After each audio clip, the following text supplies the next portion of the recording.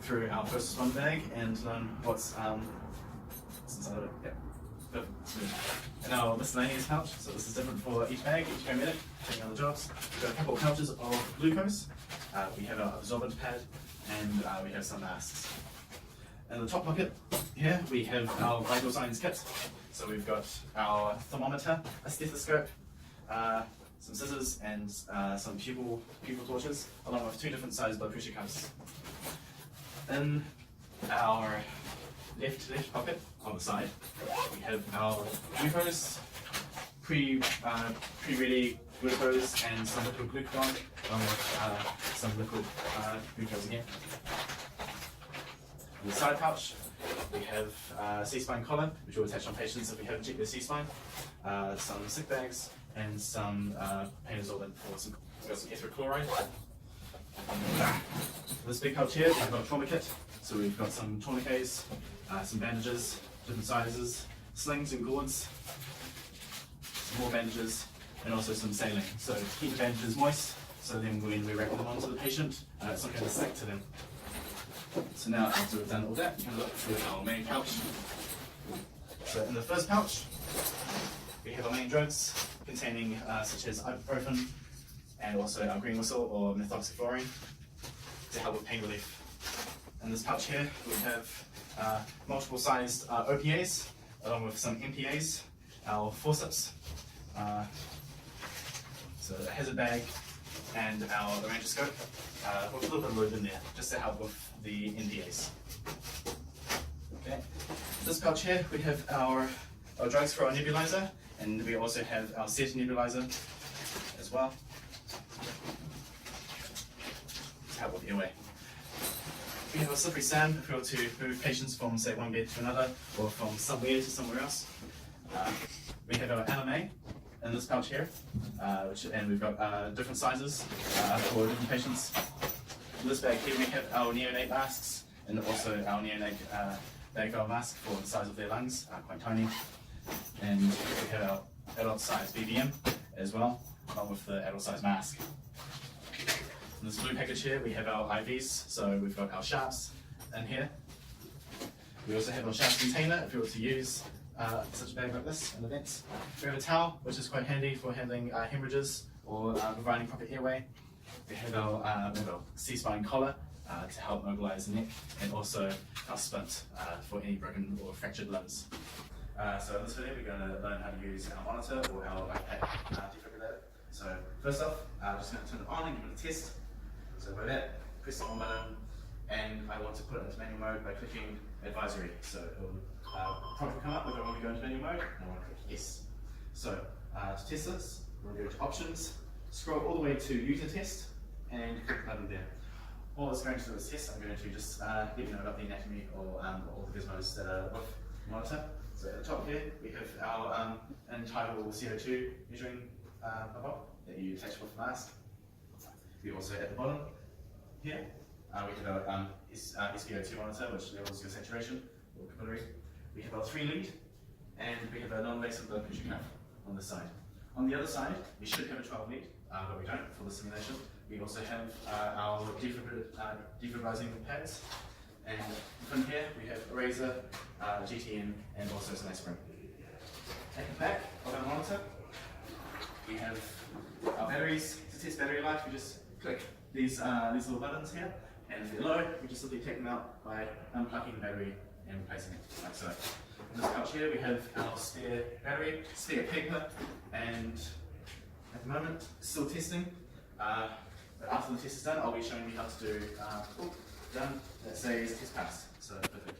Now I'm going to be testing how to use our test load to check that the defibrillator is working. Like that, I want to set its energy level and change it to a lower amount of joules just because it's a test. Click OK, and press charge. As it's charging and making beeping sounds, I need to press shock to administer the shock. Fail to cancel at any time, press charge. While it's loading or while it's charging, press the back button to cancel the charge. So now, furthermore, just always test if there's enough paper in here. Flipping the lid.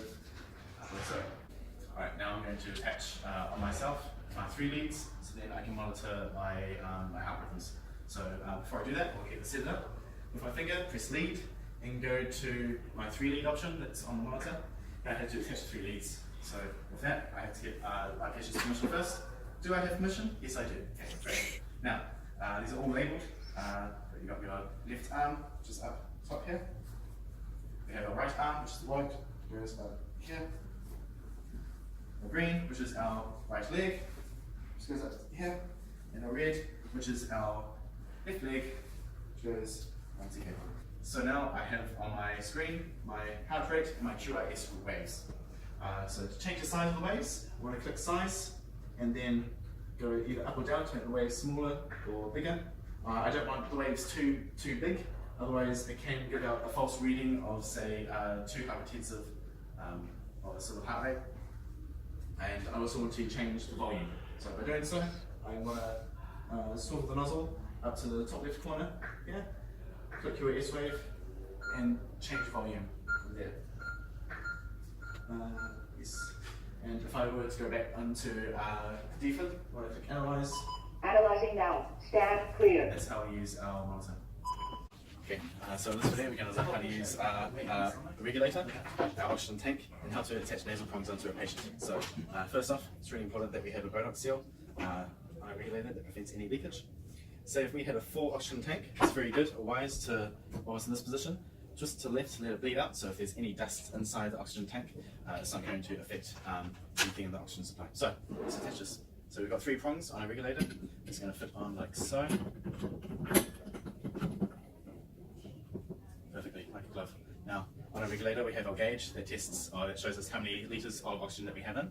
We also have our little knob here, which demonstrates or shows us how many litres of oxygen is being pumped out. So to test this, we want to turn this to the left and have this gauge on 0. And we want to test that all the gauges from 1 to 25 are active. By 25 meaning 25 litres per minute. At the moment, for this demonstration, we don't have any oxygen in the tank, so the readings are going to be 0. But it is good to still practice. So if we've got this off, we want it to bleed out so we don't have any inaccurate readings if someone else were to use oxygen. So let it bleed out all the way up to 25, back down. Great. So now we're going to attach nasal prongs onto our patient. Doing so, when around a scene, we're going to make sure that our tank is lying flat on the ground to prevent any hazards caused. Okay. From one end of the tube, we're going to attach it into our regulator. And with our nasal prongs, we're going to come around to the neck of the patient here, making sure that the prongs are facing towards the patient. Sliding them in like so, looping them around the ears, nice and comfortably, and then tighten this if we need to. For nasal prongs, we don't want them to be too invasive, so if we were to give them oxygen, turn this on, we want the dial up between 2 litres to 4 litres of oxygen per minute. This is so that we can give our patients, say, 20% of tanked oxygen, and this is usually used for patients that are normally on an oxygen air supply normally. So any complications that this cause, if I were to give too much oxygen through the nasal prongs, will cause irritation and possible bleeding in the nose, which will make for a congested airway. This video, I'll just be learning how to use our suction unit. So just going to know the anatomy of our suction unit. We have our rigid catheter, also known as the anchor. The rigid one's pretty good for using against patients that are in resus. But if we're in a vehicle, working vehicle, we want to use our soft catheter. So we also have our tubing, which is attached to a capsule. Capsule inside also has a bag, so if we're taking out too much fluid or too much vomiting, we can interchange the bag during the recess. You have a clear water bottle here, so if there is any debris within the tubing, we can easily clear it out by putting some suction into the water bottle. We also have our battery inside this here. So we're going to test whether this works. So by doing so, you have to put a kink in the hose, press and hold the test button, and put the nozzle all the way up. So this gives us 2 different readings. It gives a reading for our battery life and also the suction power measured in mercury. So at the moment that's looking pretty good. Good battery life, good suction. So we're just going to use it on the patient. So when performing suction on the patient, we want to make sure that they are either unconscious or we'll use it if they're unable to regurgitate or do any suction, or regurgitate by themselves. So when using this on the patient, turn this on. I want to make sure I'm pushing this as far as I can see. I don't want to go too far, or it could cause some damage in the throat or the mouth area. As I'm inserting this, I want to put my finger on this away from the hole. Once it's in, as far as I can put it in, my finger is now going to go on top of the hole of the catheter and do circular motions all the way out. I don't want to do this for no longer than 10 seconds per suction, as it could cause a gag reflex for the patient or induce some hypoxia. Done. Alright, in this video we'll be learning the ins and outs of the bag valve mask.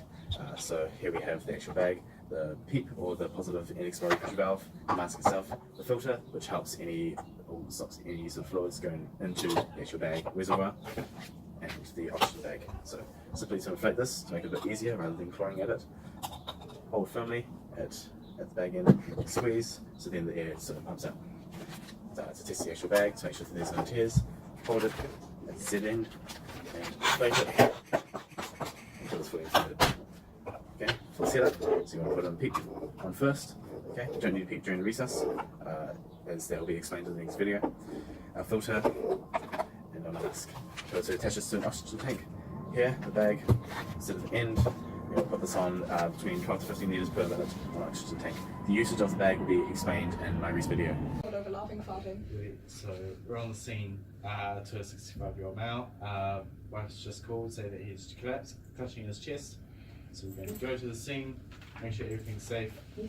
Are you okay to do chest compressions for me? Yep. Awesome. Okay, so before we head off, before we get into the scene, we've got to make sure that we've got a clear passage, a clear entry and exit for our vehicle. So as you're in the scene, just surveying the area, everything looks safe, good to go on. Alright, hello sir, can you hear me? Okay, so no verbal response. Hello sir, can you hear me? So no pain response. Okay, so I'm going to check his airways. No, so there's nothing in his airways. I'm going to look, listen, feel for breathing.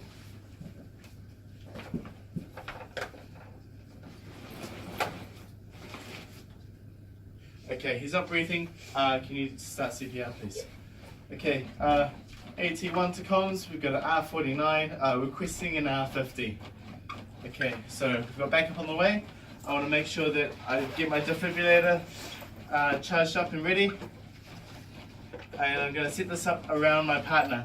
So just for this, these aren't going to stick so well. These are just for demonstration purposes. So stuck on, turn that on.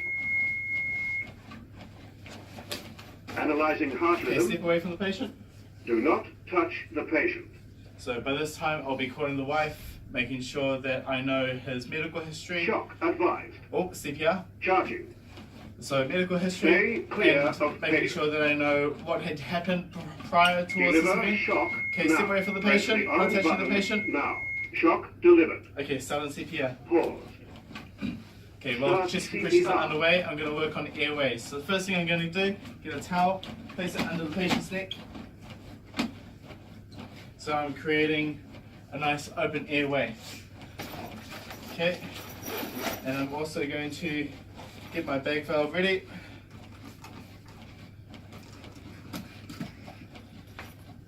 Cool.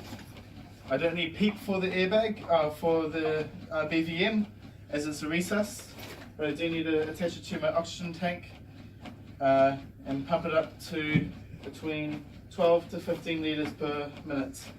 So count down to 30. So I want to make a C grip with the BVM bag and inflate it to 1/3 of its size. 28, 29, 30.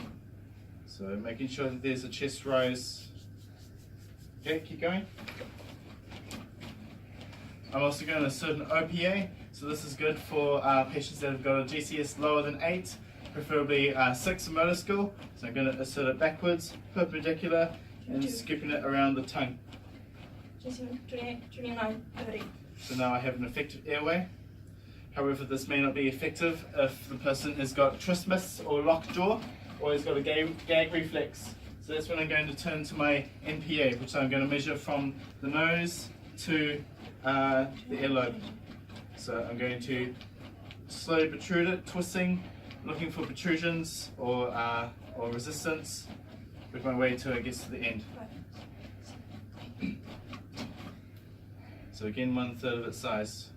So NPAs are good for those that have got a GCS lower than 6, and this doesn't cause a gag reflex, but it does. It is quite irritable to the nose. It could cause some bleeding. 29, 30.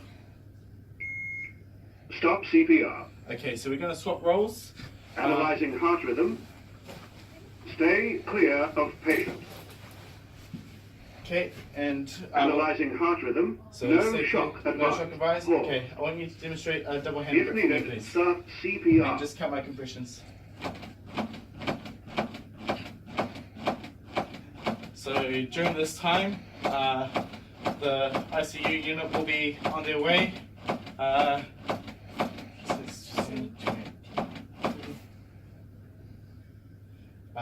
For the backup that's needed.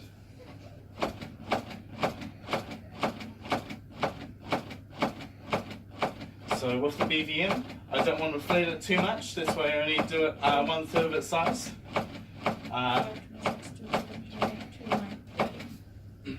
Because if I inflate it too hard or too fast, it could burst the alveoli, cause thoracic pressure, and that's another reason why I wouldn't use a PEEP valve. 26, 27, 28, 29, 30. So a little bit about the MPA, it's always good to lube it up first so then it can easily go into the nose.